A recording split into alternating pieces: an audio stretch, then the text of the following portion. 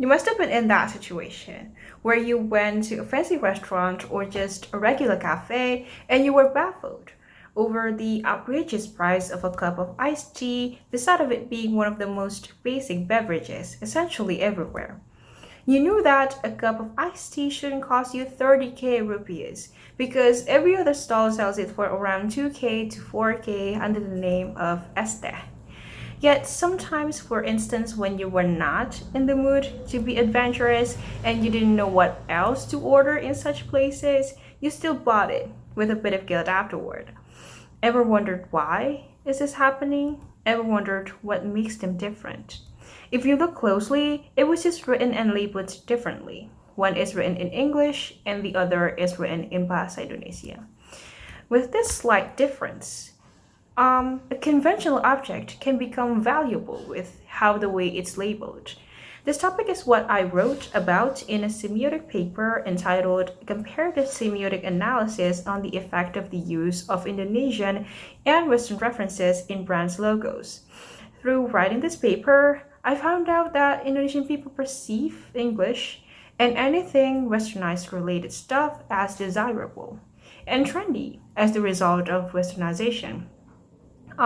This preference is what makes companies alike who want to enliven their brand through their brand image and equity will employ Western references in their brand.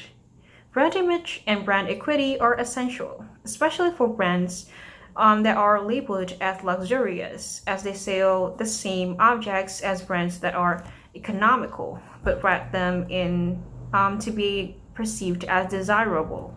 This urge of being desirable is indirectly intertwined with the idea of exclusivity and uniqueness, which further relates to the idea of being luxurious not only as a symbol of exclusivity, but also a symbol of wealth that everyone desires. Therefore, I analyzed some of the brands, including shoe brands, clothing store brands, and food brands that have English and Indonesian reference in their logo, and I compared them according to each types of brands that are selected, which are Compass, Bata, Centro, Matahari, ABC, and Del Monte.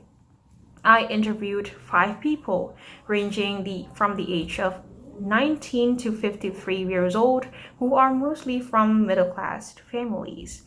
The results are these people rather prefer to buy from shoe and clothing brands that have English references on them. But they prefer food brands that have Indonesian references on them. This is because they are inclined to build their image through their clothes rather than the food they eat, because they prefer foods that are familiar to them. So this is why you felt guilty when you bought a cup of iced tea for 30k, but you had no choice because you wanted to go to these Instagrammable restaurants/cafes, and frankly, I don't blame you at all. Thank you so much for watching this video. I hope that this video is enlightening to you about the concept of branding, westernization, and semiotic, and just anything related to English, basically. And have a good day.